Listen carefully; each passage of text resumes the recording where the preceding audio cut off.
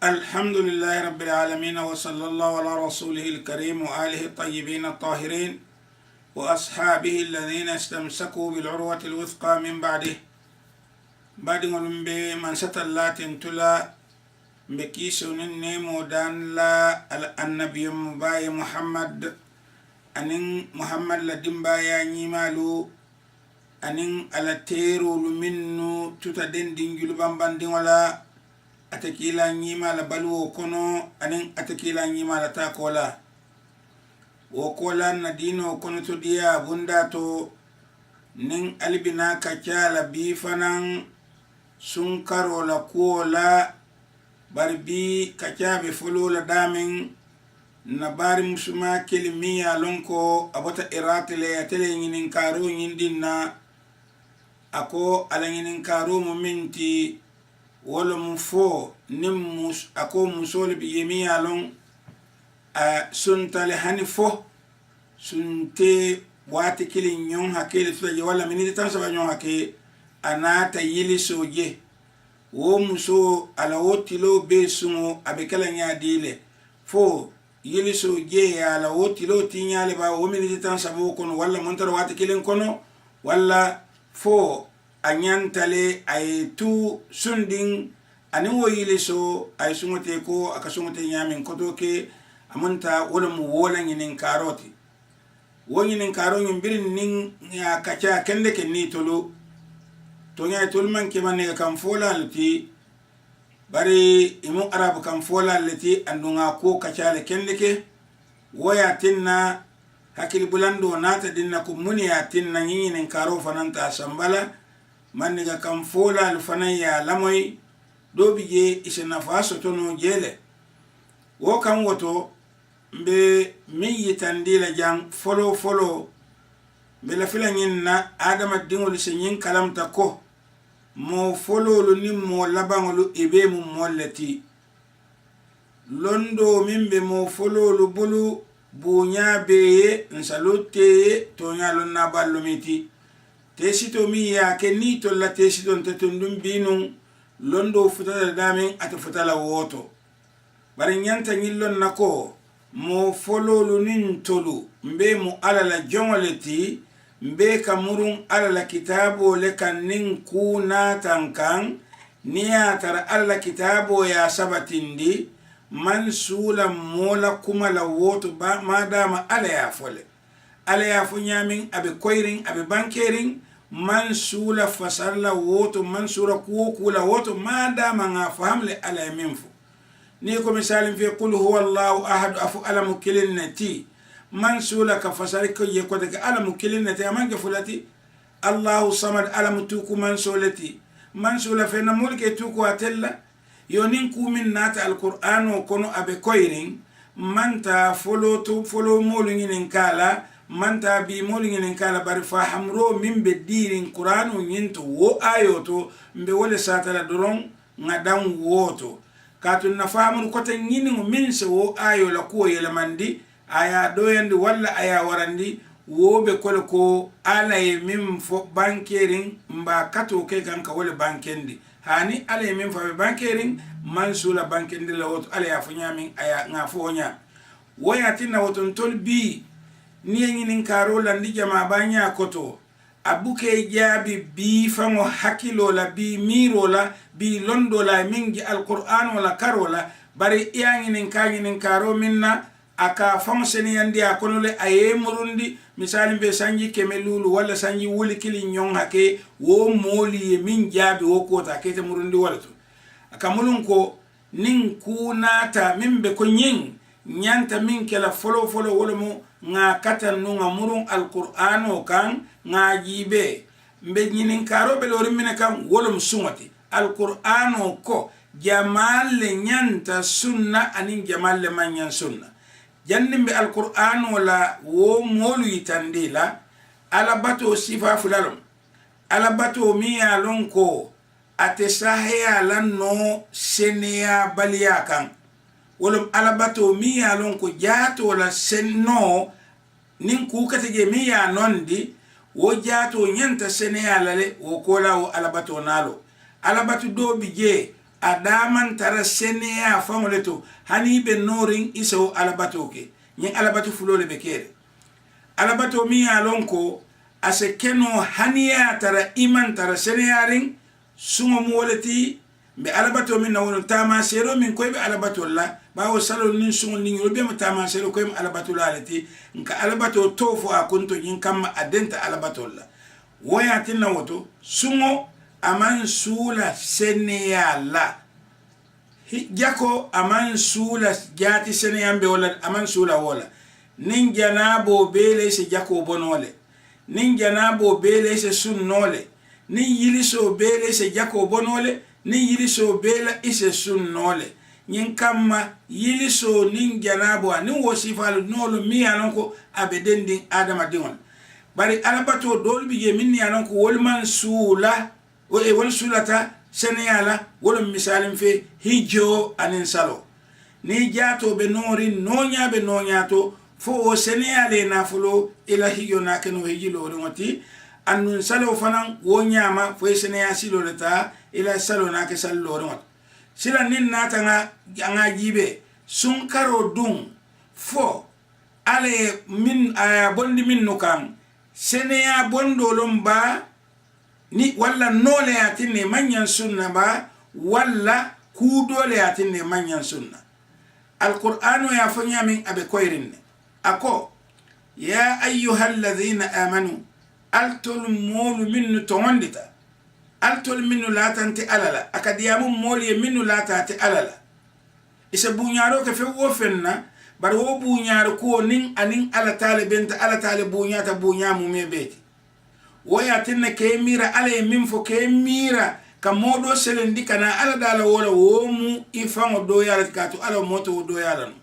woto na ko molu minnu limaniyata be molle la minnu tongondi te sonta te ala la andu yala limaniya silomata ako kutiba alaykumus siyamu sumu ya farlayandi alikanne kama kutiba ala alladhina min qablikum ko ya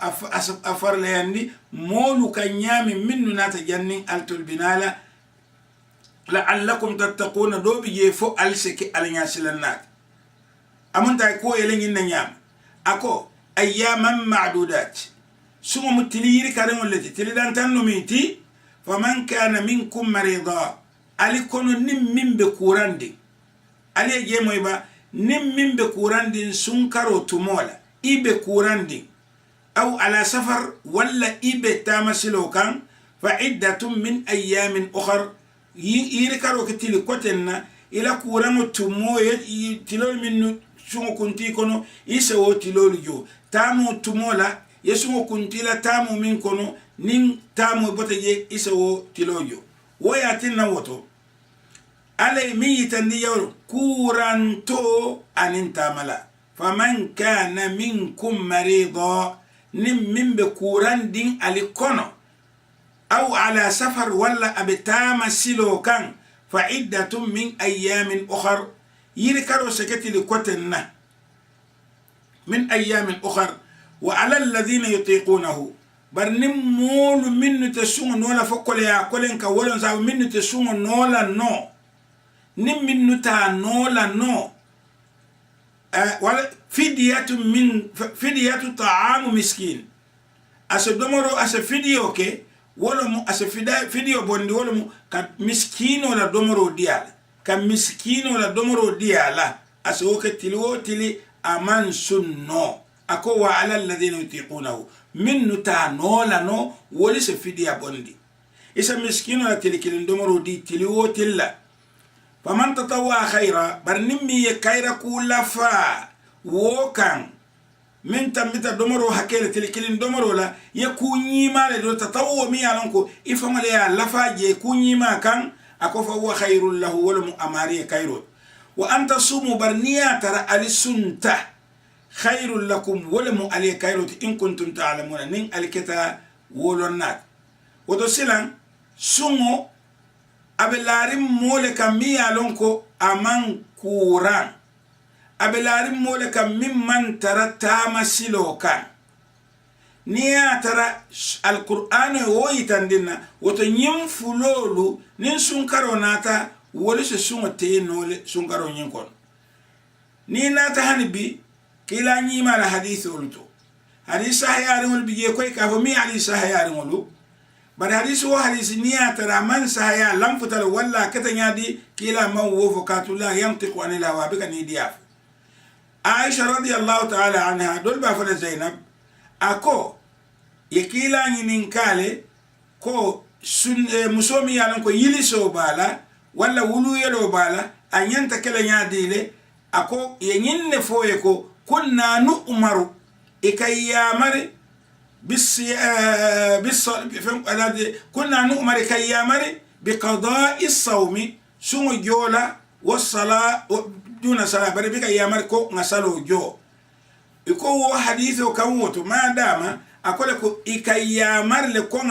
سمو جو بري بك يامر كو نسالو جو woto sunna musomi yili so bala anyantale ay sungu kuntu fonin sunkaro tambita yili so botala asina wo jo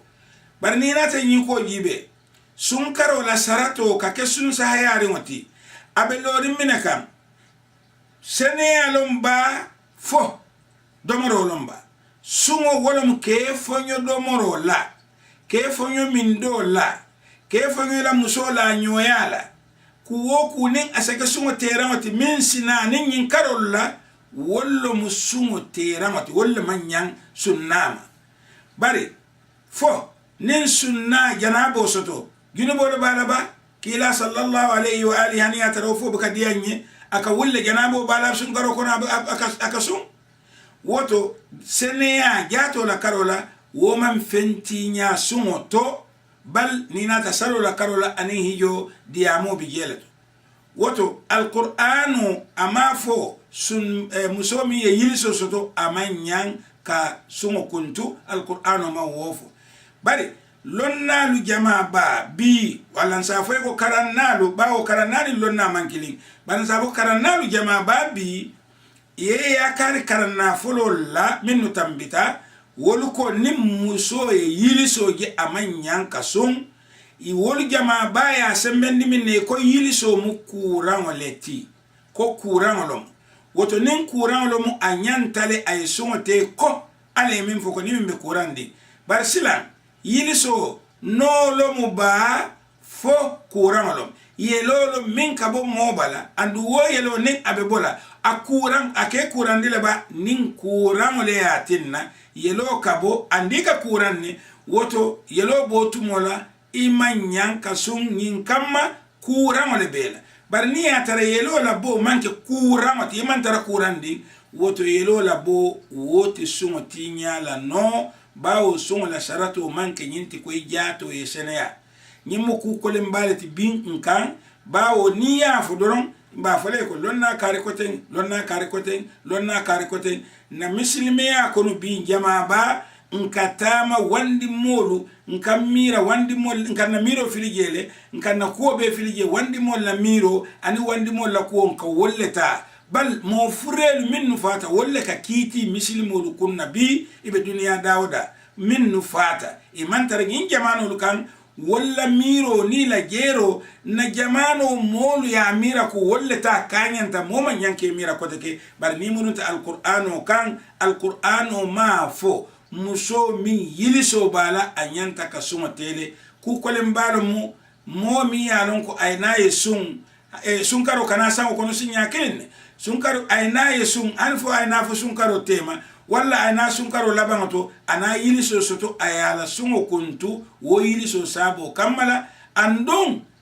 seneya lebe yiliso la karola amanke ka fo ko kurangolom nen kurangolom mo ma fan sun ko le to ale o itandile abeko na jabiro nin nyini min kacanu wala mu nata futa din kramin wala mu be sonta yinna ko sunkaro amu alabato leti seneya balia buka minti nyano jakabo mu alabato leti seneya balia buka minti nyano salo niaje ay wobula salo kanale luwolum wo kanale luwolum quality waya tinna ale kuo soni yande ay andu wodum fanan hani alqur'ano kuluba ma bawo alqur'ano yiliso la karola ay mim foje wala mu yiliso bodula amanke yiliso famate bari abodula ni atar mole ko lamoy ako yasalunaka anil mahid yiliso bo dinkira la silan ibe kila ngin kado qur'anu mu kitabu bu nyaare molati nin abe diamana ka kulu diamo lek abe ka kulu bal ya diamo wala ya tinna ay kumo fo nyam ibe ngin kado yiliso bo dinkira qul afoy ko huwa adhan wo mu tora lolati yiliso kabo minna toro balalo tembola dobiye ate diala inin ayela abe damin to woddin krato toro le baka woto wo toro nyimbi je wala minti adobi ate diala aniyela woto wo kan ala ko yasalunaka anil mahid ibengi nin kala yiliso bodulala wala mu fo nenna musol be yiliso to ngela nyoyaba wala min nin karoti ala ko e ko kullu huwa adhan afoy ko wo mutora roleti fa'tazilu nisa al musul al jamfela al da kuntila bara min ne ga ko al uzla wala misalin fe ise fella no ila muso kanne yeta ye fan sotono woman jawya haniya tare yiliso ba bari nyinin karobe da wala mu fonyantale nga yiliso dinkrama ba hani alako hani alikana woke alise jamfa musolla aliye uzla ke wo wuchokon wala mu aliye jamfe alikani la nyoya mubasharatan ni yiliso bo dinkral ama fo yiliso fa bara abo dinkra woto mimbe qur'ano kono wo mi yiliso bo dinkral ama ke yiliso fa jato ti wala ngin kata bara abo dinkral ngin kata woya tinna woto ninna ta murun ko kan dino ala batolu imma ayeke batoti min sonta jati seneyala walla ayeke batoti mi yalonko isa kenole hani yatare jato mantara seneyare batolu minnu se keno hani jato mantara seneyare sumo muwotile anin jakabo muwotile ni ajen ka foye ko bato imusilo lete ka mosamba pata silo kan ni aje do min ka ke ka ko karimu ala batula alati ñinno mun na jabiroti ningi mole minke andon anata ke imume be kontaniti inata fahamro ke kola tonya karanna jama ba min be bulu haramta man yankasum bari bika korosiro ke damina wala minti ko min be kerin ten ada lo miya non ko man satallahi muso da nyin kamala lenka la sereya ka woyitandi kayitandi ko dimman tarala kayitandi ko abe seneya rinne woto niya tar man satalla ka wala tandi wo mu famole timi yan ko tabi'iya natural kullu min yan ko kana bara men ke ka fako ala na famu jato wo mu atondi silo le timi be karla anin ala tema abe karla anin alquran karama tema abe karla anin as alquran karanno ay ku o ku keno nin amanke salo da malati woto nsemin fo hanbi sumo no buka atondi harami yandi no buka abalino no buka karno monin sumatema sawaun aketa keleto wala aketa musolati alman nin almume be kandala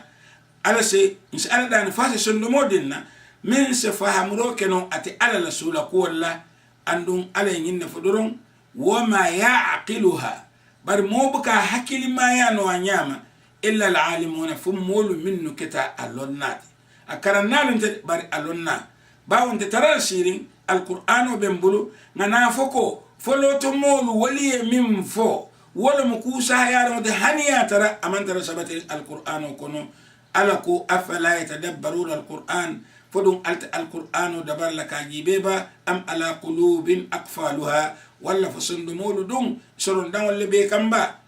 woto alinga alqur'ano tambindinu ko mu mebe kan nin ko min nata be koyrin alqur'ano kono nkana murunga ta dinkira ko tan jibede katu mine yatinna hani dinkira ko tan jibe barkana jibe ninga ko alqur'ano le fani andala mine yatinna katu kila nyima e kuma sahayari ngo memfo siko man taraje wolum alqur'ano ti akonye ko abota alaleya woyatina mbiga fay ko muhammad la kitabu mbiga fay ko hadithu mbiga fay ko sunna barinka fay ko ala la kitabu